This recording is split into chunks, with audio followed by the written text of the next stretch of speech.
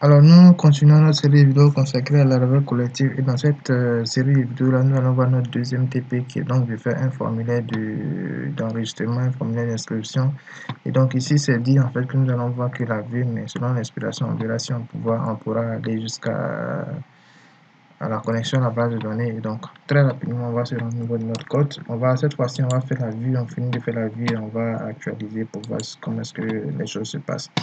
Donc, on a déjà une vue registre ici qui fait ce qu'on veut faire. Donc, vous allez constater que là, c'est plus du HTML classique. Donc, ici, on a une div, on a un label, on a un input et les choses se passent comme ça, comme ça. Et donc, la différence avec ça, c'est que cette fois-ci, là, on aura fait en fait le formulaire à travers ceci. Et donc, ce qu'on va faire ici, vu qu'on n'a pas créé en fait des modèles pour tous les champs qu'on va utiliser, on sera obligé en fait de revenir sur notre façon de faire dans les vidéos précédentes, qui est donc d'utiliser des formats classiques.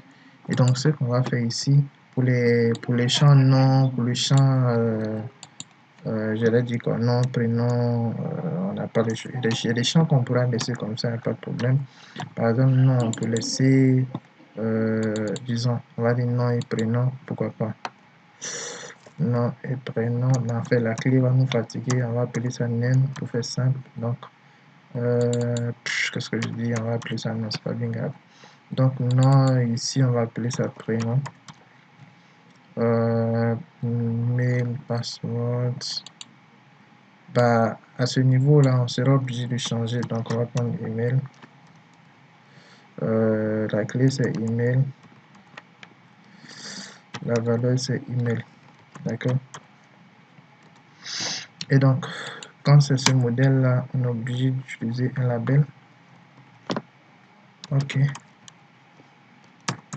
Donc, forme la façade, label. Et dans notre label, on va mettre email. Ensuite, on a le mot de passe. Donc ici, mot de passe. Oups.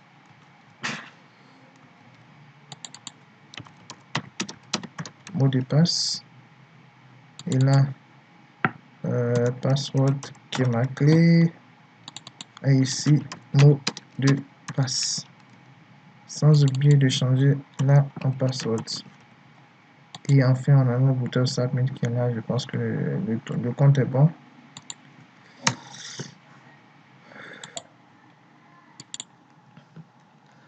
Donc, j'ai mis la vidéo sur pause et puis j'ai essayé de renseigner rapidement histoire de permettre à la vidéo d'être assez courte possible.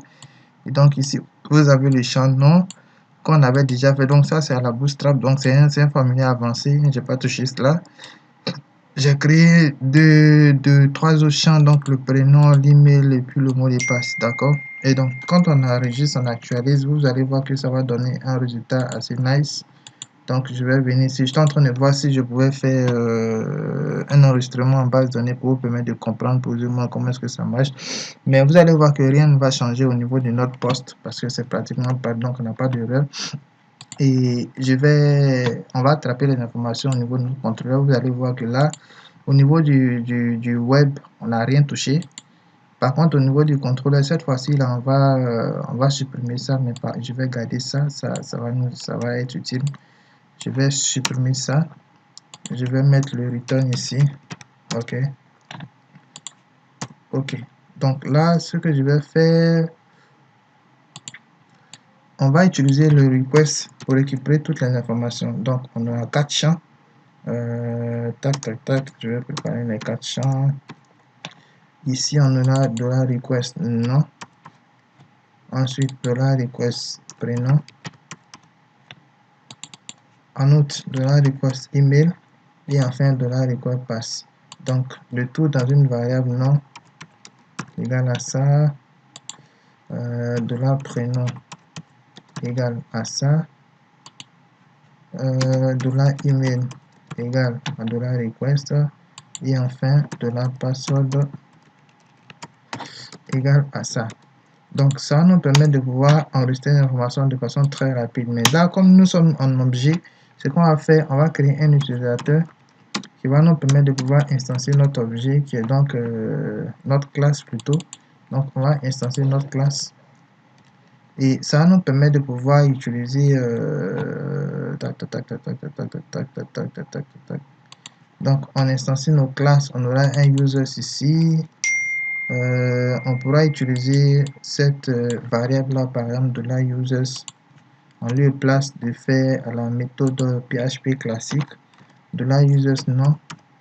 D'accord, donc ça sous-entend que dans la base de données on aura un champ nom. C'est bon, donc si on n'a pas de champ nom, ça va nous rendre un peu les choses compliquées.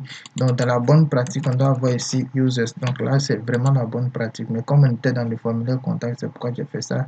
Donc si on a users ici, on doit importer la classe. Donc ici, on aura enfin, on a importé, c'est pas venu, voilà, c'est venu. Donc ici, on a le modèle users qui est là.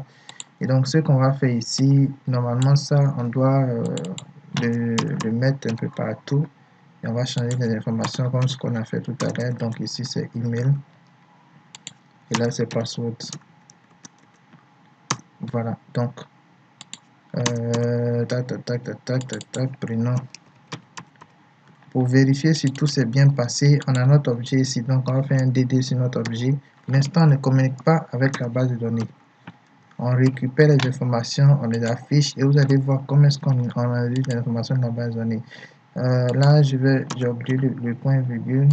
Également ici, j'ai oublié le point virgule. Là aussi, j'ai oublié le point virgule. Et ici, enfin, j'ai oublié le point virgule. Donc, je vais enregistrer. Je vais me rassurer que dans mon modèle users, donc j'ai un modèle users. Et dans mon modèle users, dans mon champ filable, j'ai tous ces champs là que j'ai marqué. Donc ici, cette fois-ci là, j'ai le nom, j'ai le prénom. Enfin, je vais pas supprimer ça, je vais ajouter le prénom ici. D'accord, j'ai l'email et puis j'ai le mot de passe. Donc voici les champs en fait qu'on va essayer d'enregistrer au niveau de la base de données. Avant cela, on va se rendre au niveau de notre fichier 1 pour voir quelle base de données on utilise. Donc c'est manage student. Je vais me rendre au niveau de notre base de données. Je vais chercher manage student. J'ai assez de bases de données. Donc dans manage student, je vais modifier en fait les champs. Voilà, donc c'est une base de données qu'on utilise depuis la série de vidéos consacrée à la Laravel. Donc on manipule beaucoup de choses dedans. Donc voici la table users. Et donc dans cette table users là, on va ça c'était du seeding lorsqu'on faisait la formation sur le faking. Donc je vais mettre le lien dans la description si ça vous intéresse. Et donc dans la structure ici, ce qu'on va faire ici, on va changer les champs. On va ajouter certains champs, modifier certains champs et tout. Donc là, pour l'instant, le name, je vais le changer en nom. D'accord. Je vais le changer en nom. Et je vais ajouter deux autres champs. Donc, on avait le name, on avait le prénom et on avait le password. Donc ici, l'email password, ça va. Par contre, c'est le prénom qu'on va ajouter. Donc, le prénom, je vais l'ajouter après le nom. Ok, donc ici, c'est le prénom. C'est une chaîne de caractères. Là, je peux mettre par exemple 30. Voilà, le reste, ça le fait. Et donc, je parcours la base de données. Je vais cliquer sur parcours. Donc, on a le nom, prénom, email et password. Donc, ce que je vais faire, comme j'ai dit ici, lorsque je viens au niveau de mon contrôle, là, j'ai fait un DD ici. Donc, là, on va attaquer le formulaire. On va actualiser. Nom, Ouattara. Prénom, El Hadj Youssouf. Ok. Donc email Ouattara arrobase je sais pas moi parlons digital .com. C'est pas mon bon mail hein, donc n'essayez pas de m'envoyer des mails dessus. Donc le mot de passe, je vais mettre 1 2 3 4 5 6 7 8 9 et je vais valider. Donc normalement le contrôleur doit récupérer les informations, donc l'objet que j'ai instancié. Donc ici au niveau de l'attribut, on a 4 attributs qui a été retenu. Donc on a le nom, on a le prénom, on a l'email, on a le password. Donc c'est le password que j'ai entré, voilà. Et donc ce que je vais faire ici, je vais dire en lui place de bloquer ici, je vais dire non, tu ne le bloques pas, mais tu l'envoies dans la base de données. Donc ce que je vais faire ici, vous allez voir que c'est juste une petite instruction que je vais utiliser, qu'on utilise depuis. Donc je fais ça et Mamma Mia, il va envoyer les informations en base de données. Donc là, il me demande de ressaisir les informations. Je vais ressaisir les informations. Oups, je pense que c'est déjà sorti. Je vais garder ça, je vais garder ça et je vais enregistrer.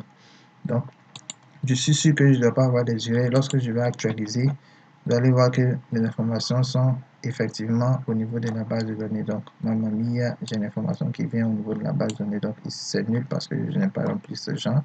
Le mot de passe, là, parce qu'on n'a pas fait de hachage. Donc, si je souhaitais que le mot de passe soit haché, c'est pas prévu pour cette formation-là. Mais bon, je vais faire une exception. Donc ici, je fais le hachage ici. Donc tout simplement, j'appelle la façade H et le tout est joué. Donc normalement, lorsque j'actualise, si la façade H est bien importée, je ne dois pas avoir d'erreur. Donc je vais faire Ouattara fin LH. En fait, pour dire que c'est le dernier enregistrement, pour que tout le monde puisse savoir plus ou moins ce que je fais et quelle information a été enregistrée au niveau de la base de données. Donc, on nous dit qu'il prend deux paramètres. Donc, on a le type de hachage et on a la valeur à hacher normalement. Donc, si je fais ça,